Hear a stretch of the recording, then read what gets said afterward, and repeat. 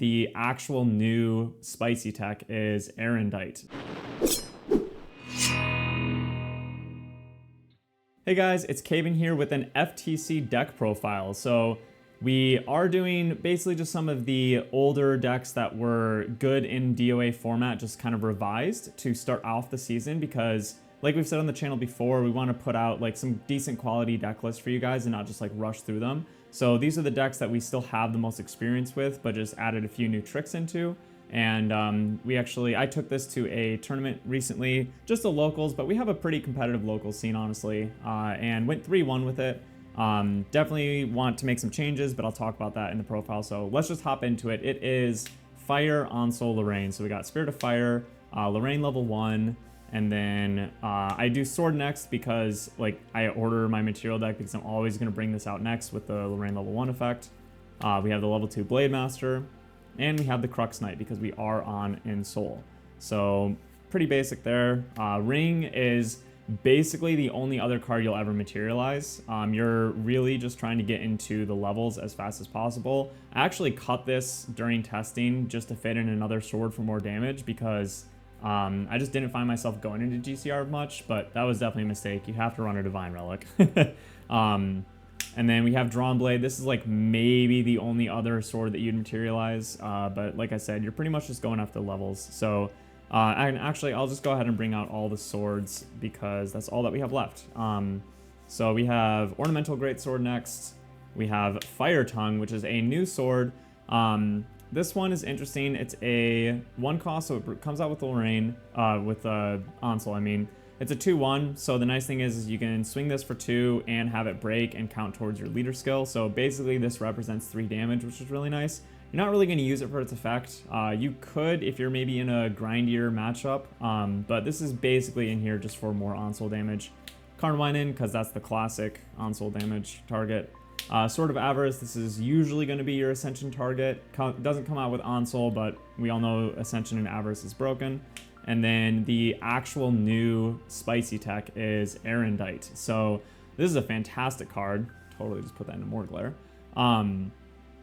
You can honestly bring this out with Ascension too, because it is a water, so you can't just like normally materialize it. But you can bring this out with Onsole or Ascension. It's probably going to be brought out with Ascension more. And if you have Floating Memory in your drop, you can start to do like 20 plus damage Onsole turns, and it just gets really nuts. Basically, Onsole got buffed by this coming out, and my theory behind making this deck was just try to get to your level in your Onsole as fast as possible with as much floating memory as possible. So this is basically like turbo Onsole fire. So Erendite's just crazy, but you know, if you go something like Ascension Rending Flames too, you could even skip your whole Onsole and just still do like 20 damage with that combo. So definitely don't like get too tunneled into like Onsole in this deck because there are some other possibilities. Sword of Avarice can't be brought out with Onsole, so you've got 6 valid targets, just FYI. So let's go ahead and talk about the main deck. Like I said, it's pretty much turbo floating memory so that you can just get into your level 3 and have leftovers for Erendite as well. So we have the floating memory engine, which is 4 Cremation Ritual, 4 Hasty Messenger, 4 Creative Shock. All of these cards just facilitate getting floating memory in your graveyard while hopefully like not really losing card value. I have 2 of the new Stalwart Shieldmate in here.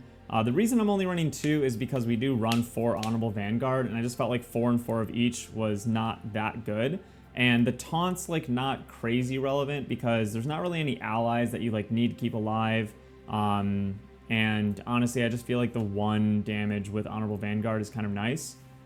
Plus, like, they might just kind of ignore your Vanguard instead of killing your Stalwart Shieldmate and just, like, maybe hit you in face and stuff because they don't want to give you the floating memory. And then you can Cremation Ritual on your turn and just get even more value out of it. So I kind of like Honorable Vanguard as the higher count there, but you could definitely flex around those counts.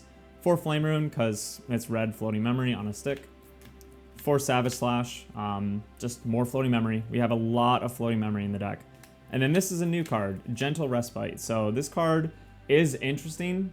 It will either feel really good or really bad, honestly. You have to be pretty careful with this because Influence is that new keyword there, and basically you're only going to get a good effect off of this if you have a lower card count than your opponent based on cards in hand and memory. And the really scary thing is that your opponent might have like 7 cards in hand and memory, and you have, 7 in your hand. If you play this, you would go down to 3 in hand, 3 in memory, and you would get the effect.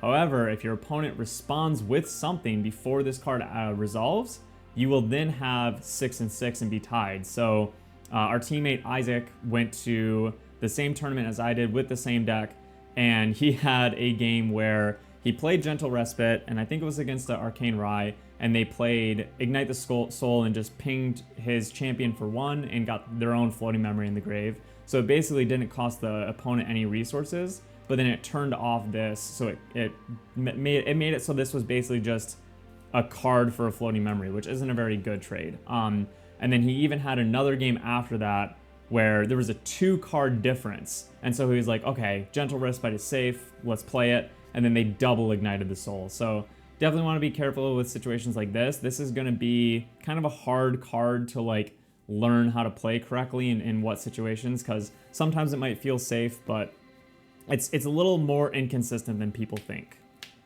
2 Banner Knight. So we're not going for 3 Banner Knight because, like I said, this is more of a turbo list. You're basically just trying to get to enough cards for an Onsole and then play it as fast as possible. So I just don't think that you need as many Banner Knights in this specific version because you're just really going fast. And then we have 4 Dungeon Guides. That is what it is, helps you turbo. And this is honestly becoming one of my favorite cards from FTC, Fractal of Insight. Pretty much every deck that we've started to build and test, we've started to put 4 of this in there. Especially when you are running a card like the Gentle Respite, it's really good to run Fractals because this is a really fantastic card to play and then follow up with a Gentle, because it's not losing a card from hand because you'll get to use it as memory, but it is taking influence out of your counts. So that was a really, really good turn 1 or turn 2 play, or if you're going second or whatever, is you just go Fractal of Insight, followed up with a Gentle Respite. Feels really, really good, honestly. Don't do it turn 1 of the game, though, because your opponent doesn't have influence. Do it turn 1 when you're going second. And then this card is a card that I just hate, honestly. Can't stand this card. People keep telling me it's good. I never like it in any deck I play.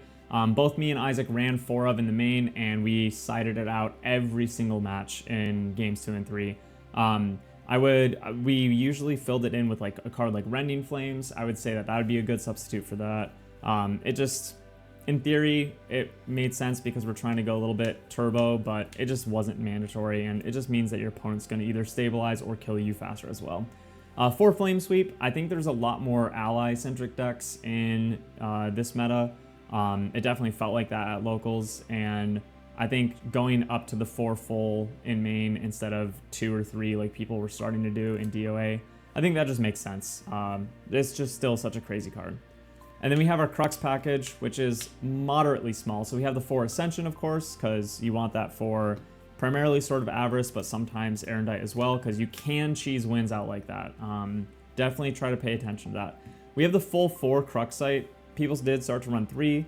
We don't run any Ghost of Pendragon or any other Crux cards outside of Onsole, Cruxite, and Avarice, or not Avarice, Ascension. So with only 12 Crux in the main, and with so much focus on our engines of draw and stuff like Creative, Cremation, Hasty, and having the Glimpse Fractal as well, it didn't feel like we had that clunky Lorraine Crux problem that you sometimes got in DOA. So I think 4 Cruxite was fine. And then yeah, Onsole. The nice thing is like I had one game where I had 2 Onsoles and no floating memory. So I just Creative Shocked and got rid of an Onsole. Or I don't even think I had 2. I think I just had 1. But I had no floating memory. So I just Creative Shocked and got rid of an Onsole because I was like, I can grab it back with another Cruxite. Like by the time I get to the... By the point in the game that I get to where I can play Onsole, I'm going to see one of these 7 cards, So it is really nice too that Cruxite doesn't always have to grab Ascension, even though that's usually what it grabs. You can discard an Onsole kind of as like a free discard if you don't have the floating memory. Obviously it's not that good because it's not giving you that advantage like floating memory does, but it is a nice backup plan. So, oh shoot. In the side, we did have Varuk and Rending Flames. Like I said, Rending Flames, I would just switch the main. And Varuk, I think I would also probably switch to the main. There's a couple cards that you could take out. I would say maybe like the Stalwart Shield Mates or something. I think maybe the floating memory count is too high. Also, Gentle Respite, like, I'm not sold on the card yet. I have to really test that a lot more before I like definitively say it's a good or bad card. But Varuks feel pretty necessary. There's just a lot more floodgates in this format, and I think this is more of a main deck card than a side deck card now. So, but it is definitely an interesting list. I don't think that this is going to be like the go-to Fire Onsole list going forward. It was just something that we had tested a good amount so far, and I took to a tournament, had some results, and could talk knowledgeably about the deck. So I do think more of a standard Fire Onsole list like we saw in DOA meta with just a couple of the new tricks like Erendite and stuff like that could be maybe more of like the meta call. I think this was just a fun turbo variant to try. So we're going to keep trying to bring some FTC decks to you guys, but you know, we do want to put the time in first. We are testing pretty much every day, so we will be able to make some content for sure. And, you know, we are on the road to Ascent, right? So we will be trying to take you guys with us and give you as many tips and tricks as possible. I do just want to say really early on, I know Ascent's still a long ways away. You know, we are still competitive players, so you won't really hear us ever say something like this is the deck to bring to Ascent or something, because we won't be sharing everything. There are going to be some techs, some tricks, some decks that we will be keeping to ourselves as a team. And so we won't be trying to persuade anyone into going a specific way just because, you know, we don't want to be having that like that problem of like leading people into favorable matchups for us and stuff like that. You know, there's been channels that have had that kind of drama in the past with other games, so just want to bring some transparency. You know, like we do want to improve the community as well. We are trying to legitimately help people with the channel, but you know, we're all still extremely competitive by nature, and so that's just like kind of how you have to go. So hopefully that makes sense, guys, but we definitely will be grinding out some content and hope to see you guys in future videos. Peace.